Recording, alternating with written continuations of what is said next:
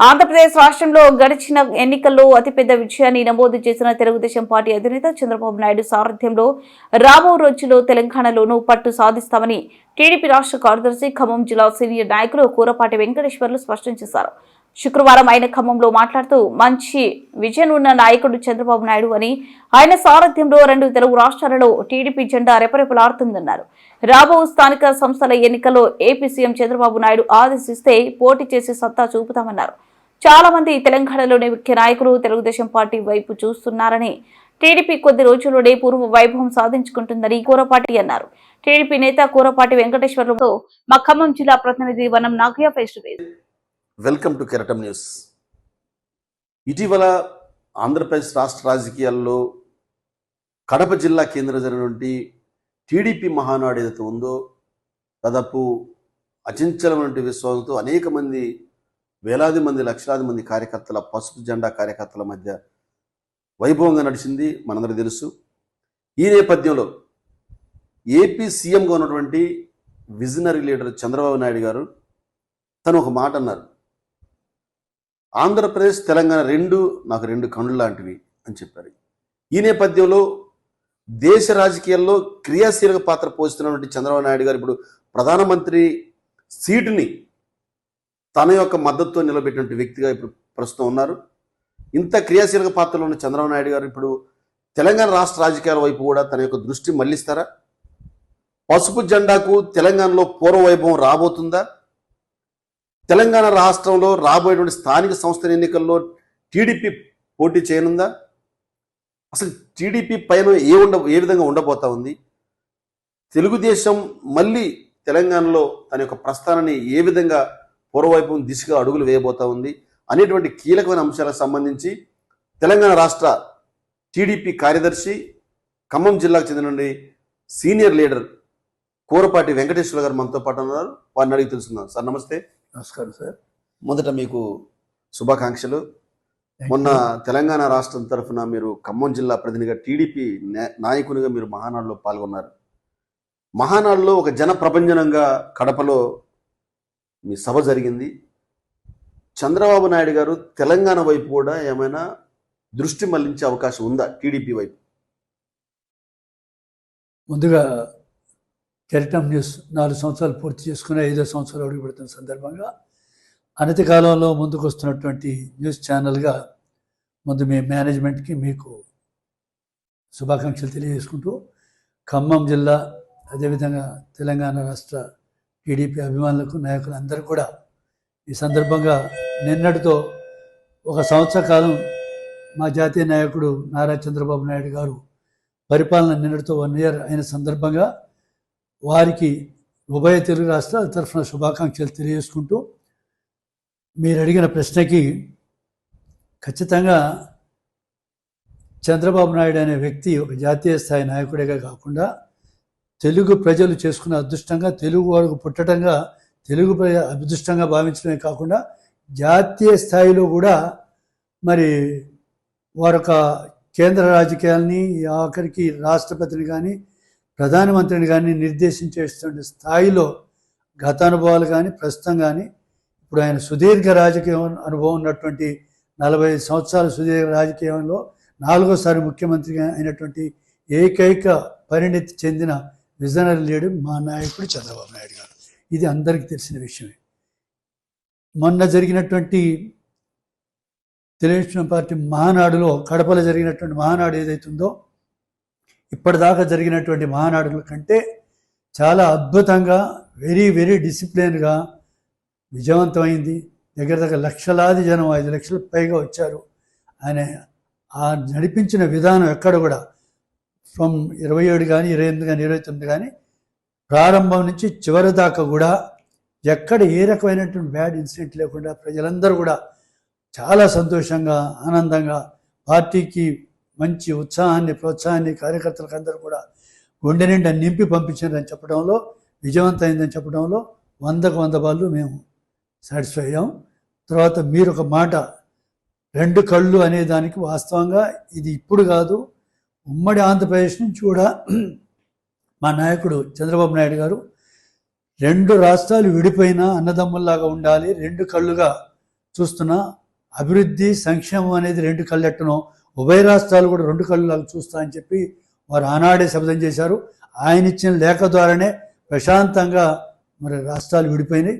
అదే పద్ధతిలో మొన్న జరిగినటువంటి మన మహానాడులో కూడా తెలంగాణలో కూడా దృష్టి పెట్టేటువంటి అవకాశం 100% ఉంది.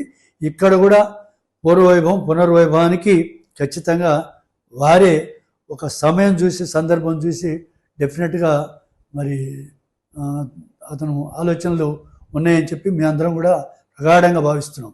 అందులో ఎక్కడి సందేహం లేదు. ఒక్క ఉభయ రాష్ట్రాలే కాదు, ప్రపంచంలో ఉన్న తెలుగు అందరూ కూడా బాగుండాలి. మరి ఎన్టీఆర్ ఆశయాల్ని మరి చంద్రబాబు నాయుడు గారి ఆలోచనల్ని ముందుకు తీసుకుపోవడంలో ఉమ్మడి రాష్ట్రాలను కూడా రెండు కళ్ళగానే చూసే దాంట్లో ఎంత మాత్రం సందేహం లేదు. సార్, గత 2 సంవత్సరాల క్రితం మీరు రెండు రాష్ట్రాలు విడిపోయిన తర్వాత మొట్టమొదటిసారిగా ఖమ్మం కేంద్రంగా చంద్రబాబు నాయుడు గారిని పిలిపించి ఒక భారీ బహిరంగ సర్వే ఏర్పాటు చేశారు. అప్పుడు ఒక పెద్ద ఎత్తున సమీకరణ జరిగింది. టీడీపీ శ్రేణులంతా కూడా రావడం జరిగింది. చాలా ఆశ్చర్యకర రీతిలో ఆ సభ జరిగింది. తర్వాత ఎన్నికలు రావడం, ఏపీలో ఏకపక్షంగా టీడీపీ గెలవడం, ఇదంతా జరిగింది. అధికారులు రావడం, అట్లాగే ప్రధానమంత్రిని కూడా నిర్దేశించేటువంటి సీట్లు సంపాదించడం అనేది ఒక విజనరీగా మన కళ్ళ ముందుకు వచ్చేది. తర్వాత ఇప్పుడున్న పరిస్థితుల్లో అఖండ మెజారిటీతో ఉన్న టీడీపీ తెలంగాణ వైపు కూడా వేసేందుకు అడుగులు మీకు ఏమైనా సూచనలు ఉన్నాయా రాష్ట్ర కమిటీకి? ఇక్కడ ఏమన్నా మళ్ళీ మహానాడు లాంటి ఏమైనా కార్యక్రమాలు చేసే అవకాశం ఉందా? మహానాడు అనేది మేలోనే జరుగుతుంది ఎవ్రీ ఇయర్, అది సాంప్రదాయం. ఎన్టీఆర్ పుట్టినరోజు 27, 28, 29 మేలో జరుగుతుంది ఎవ్రీ ఇయర్. ఇక్కడ వాస్తవంగా కడప మహానాడు కంటే ముందు ఇక్కడ కూడా రాష్ట్ర నాయకత్వం ఒక వారం ముందు ఇక్కడ కూడా తెలంగాణలో కూడా మినీ మహానాడు జరిపించాల్సిన అవసరం ఉందని చెప్పి మరి పోలిట్ బ్యూరో సభ్యులు నాకంటే కూడా సీనియర్స్ కూడా 2-3 నాతో సంప్రదించినప్పుడు సమయం 5 రోజులే ఉంది కనుక మనం అలా బాగుండదు, ఖచ్చితంగా దీన్ని అరకొర సమయం ఉన్నప్పుడు దీన్ని మనం తీర్చిదిద్దడం కష్టం. ఖచ్చితంగా మహానాడు రేపు జరగబోయే ఆంధ్రాలో జరగబోయే దానికి ధీటుగా తెలంగాణలో జరిపించాలి అంటే ఈ సంవత్సరానికి విరమించుకుంటే మంచిది, సమయం లేదు కనుక నెక్స్ట్ ఇయర్ మాత్రం రాబోయే మేకి మాత్రం తెలంగాణలో ఖచ్చితంగా మినీ మహానాడుని భారీ ఎత్తున చేయాలనే ఆలోచనలతో మేము ఈసారి విత్డ్రా చేసుకోవడం జరిగింది. తెలంగాణకి ఆంధ్రాకి రెండు కన్నుల నుంచి చెప్పేటువంటి చంద్రబాబు నాయుడు గారు ఇప్పుడు స్థానిక సంస్థలు రాబోతున్నాయి తెలంగాణలో.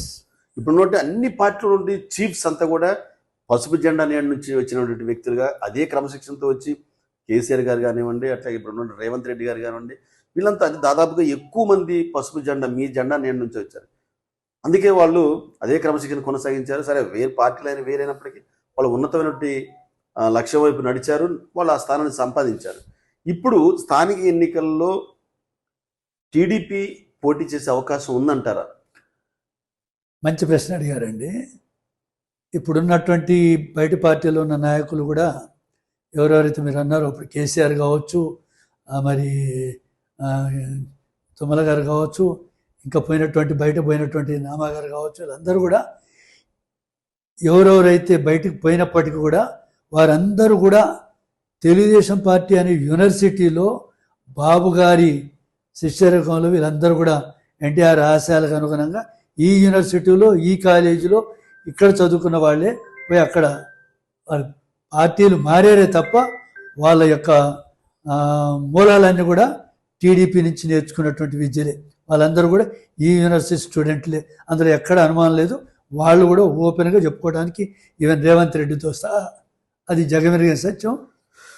అది మంచి ప్రశ్న. దాన్ని ఎవరు కూడా టీడీపీ యూనివర్సిటీలో టీడీపీ కాలేజీలో పాఠాలు నేర్చుకున్నామని చెప్పి వాటంగా కూడా వేదికల మీద కూడా చెప్తున్నారు రేవంత్ రెడ్డి గారు. కానీ కేసీఆర్ అవునన్నా కాదన్నా గురువే అన్నారు. అందరూ ఎవ్వరూ శివన్ కార్యకర్త దగ్గర నుంచి జాతీయ నాయకుడి దాకా టీడీపీలో నుంచి పోయిన వాళ్ళందరూ కూడా ఇప్పటికీ టీడీపీని కానీ ఎన్టీఆర్ ఆశయాలను కానీ చంద్రబాబు గారి పరిపాలన కానీ చంద్రబాబు గారి అభివృద్ధి సంక్షేమాన్ని కానీ మరి వారు అభినందించాల్సిన వాళ్ళే ఉన్నారు. కానీ విమర్శించే వాళ్ళు జగన్ లాంటోడు కేసీఆర్ లాంటోడు ఉన్నా కూడా అది ఒక మ్యాటర్ కానే కాదు. వాళ్ళ అంతరాత్మకు తెలుసు ఇక్కడి నుంచే మనం పునాదులు వేసుకున్నామని. సార్ ఇంకో క్వశ్చన్, ఇప్పుడు రెండో ప్రశ్న ఏంటంటే స్థానిక సంస్థలన్నీ ఒకటిగా రాబోయే స్థానిక సంస్థలకి ఏమైనా సమాయత్తం అవుతున్నారా, మిగతా పార్టీలు అవుతున్నాయి అన్నారు. దాని మీద మా జాతీయ నాయకుడి నుంచి స్పష్టమైన సంకేతాలు అయితే రాలేదు. కానీ మా నాయకుడు ఒక నిర్ణయం తీసుకునే ముందు చాలా జాగ్రత్తగా తీసుకుంటారు. ఒక మాట ఇచ్చి మళ్ళీ తిప్పే మనస్తత్వం కాదు. ఎందుకు అంటే ఉదాహరణకు మీకు మొన్న జరిగినటువంటి అసెంబ్లీ ఎలక్షన్స్, పార్లమెంట్ ఎలక్షన్స్లో కూడా మా నాయకుడు టీడీపీని పోటీ పెట్టలేదు తెలంగాణలో. కారణం ఏంటి అంటే ఎక్కడైతే డ్యామేజ్ అయిందో తెలంగాణలో పార్టీని, ఎవరైతే దానికి ప్రధాన కారకులు ఉన్నారో వాళ్ళని ఇంటికి పంపించాలనే ఆలోచనతో మాత్రమే పెట్టలేదు. తద్వారా ఆయన యొక్క మౌనం, చంద్రబాబు గారి మౌనం, మేము పార్టీలో మనం అసెంబ్లీ పార్లమెంట్ ఎలక్షన్లో పోటీకి చేయకపోవటం మూలంగా ఆయన అనుకున్న లక్ష్యాన్ని చేరారు, వాళ్ళని ఇంటికి పంపించగలిగాం. అంటే ఒక మేధావి మౌనం ఒక పార్టీని, ఒక నాయకుల్ని ఫామ్ హౌస్కి పంపించడం జరిగింది. అది మా నాయకుడి యొక్క లక్ష్యం. ఖచ్చితంగా అలా ఉంటుంది. ఎవరైతే మనకి అపకారం చేస్తారో వాళ్ళకి ఖచ్చితంగా రివెంజ్, తిరిగి పాఠం నేర్పాల్సిన బాధ్యత ఉంది. ఇప్పుడు కూడా స్థానిక సంస్థల్లో అన్ని పార్టీలు సిద్ధమవుతున్నా కూడా మా నాయకుడి దగ్గర నుంచి ఏం సంకేతం వస్తుంది అనేది కూడా మేము కూడా ఆలోచిస్తున్నాం. బహుశా ఇంకో 6 నెలల మన జిహెచ్ఎంసీ కూడా ఎలక్షన్స్ రావచ్చు. స్థానిక సంస్థల్లో ఇప్పుడు సమయం ఉంటే నిర్ణయం వారిదే. సమయం లేని సందర్భంగా ఆయన సుదీర్ఘంగా ఆలోచిస్తాడు. ఆయన ఆలోచన మేరకు ఉండొచ్చు, ఉండకపోవచ్చు. ఏదైనా మా స్థాయిలో మేము అది నిర్ణయించేది కాదు. మా నాయకుడు ఒక మాట ఆలోచించాడు, ఒక అడుగు మరి సింహం వెనక్కి వేసింది అంటే 2 అడుగులు స్పీడ్ పెంచుకోవడం కోసం అన్నట్టే. కానీ దాన్ని వేరే భావించొద్దు. ఖచ్చితంగా రేపు రాబోయే తెలంగాణలో ఉన్నటువంటి రాజకీయాల్లో ప్రధాన పాత్ర మా నాయకుడు చంద్రబాబు నాయుడు గారు. అది కూటమి తరఫున కావచ్చు, మా నాయకుడి నాయకత్వంలోనే ఖచ్చితంగా అది పూర్వవైభవానికి పునరంకితం అవుతుంది. ఇక్కడి నుంచే శంకారావం జరుగుతుందని చెప్పి అందరూ ఆశతో ఉన్నారు.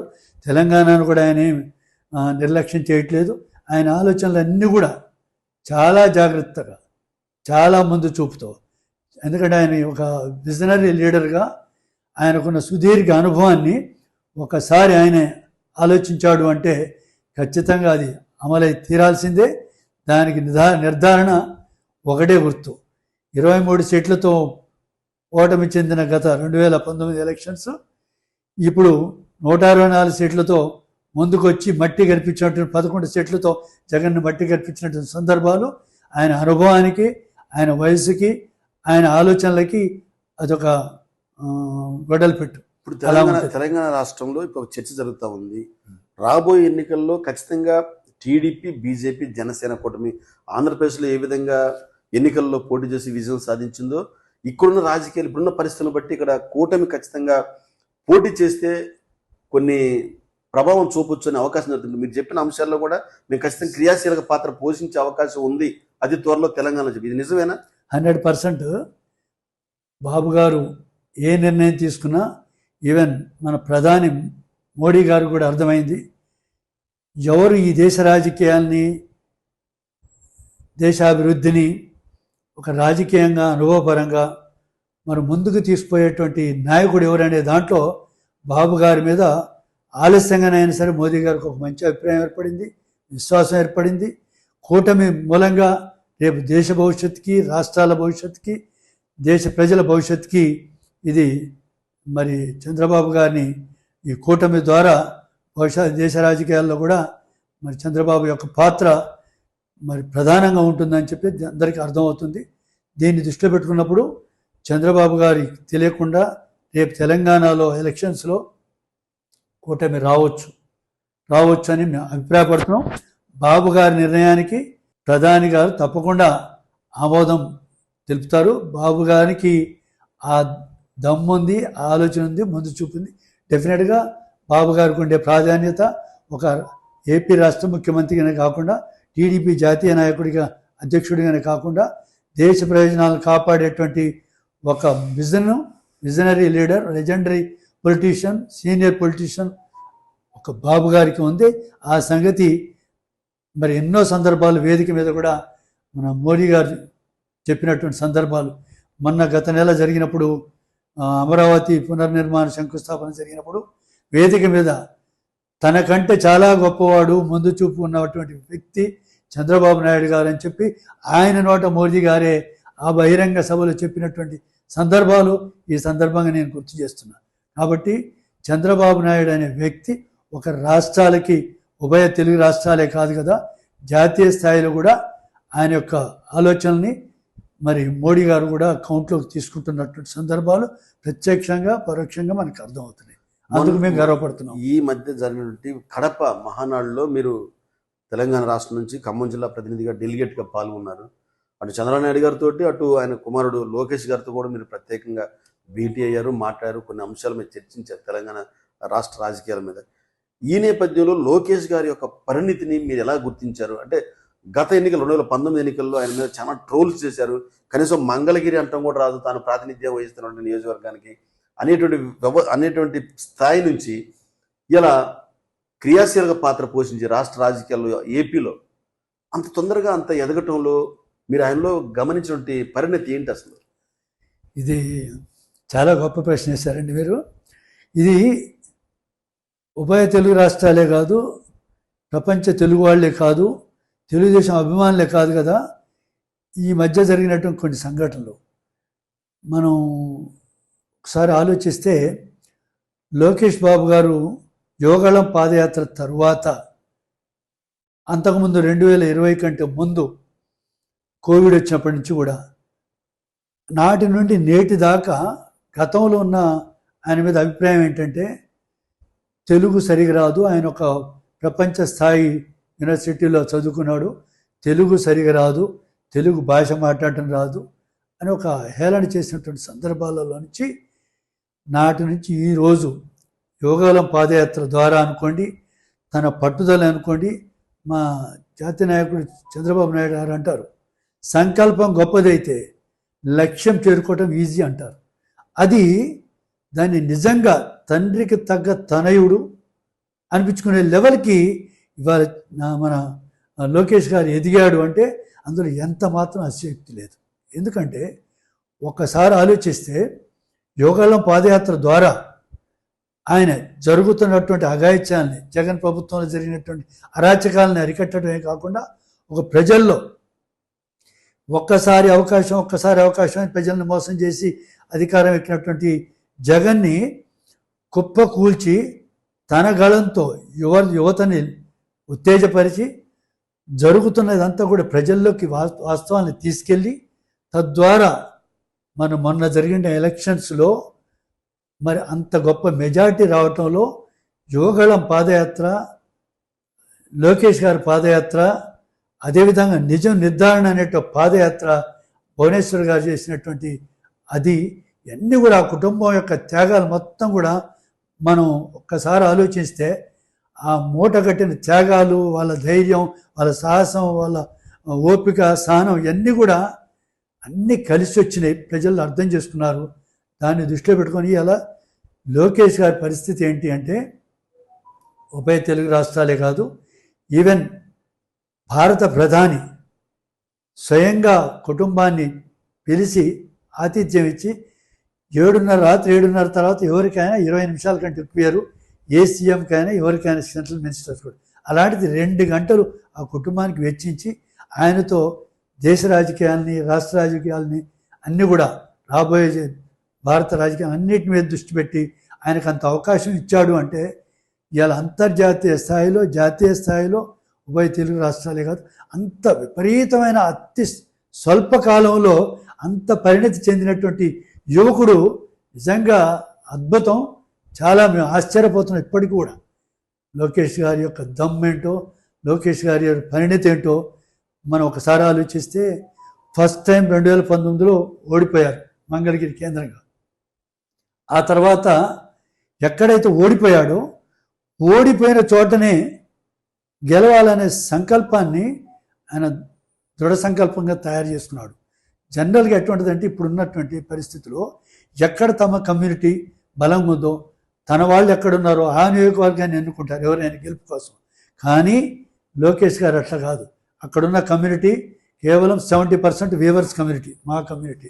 అయినా ఒక్కసారి ఓడిపోయారు కాబట్టి ఓడిపోయిన చోటే నేనేంటో ప్రూవ్ చేసుకోవాలి అని చెప్పి తాతగారి ఆశయాల్ని, తండ్రి గారి ఆలోచనల్ని, తన యొక్క దమ్ముని, తన ఆలోచనల్ని మొత్తం మూట కట్టి శ్రమని, ఓపికని, చెమటని ఖర్చు పెట్టి అక్కడ తనేంటో నిర్ధారణ చేసుకొని 93,000 మెజారిటీతో అక్కడ మరి స్టేట్లోనే యాక్చువల్గా మొదటి ర్యాంక్ రావాలి, కొద్ది తేడాతో 3వ ర్యాంక్లో అత్యధిక మెజార్టీలో వచ్చాడు.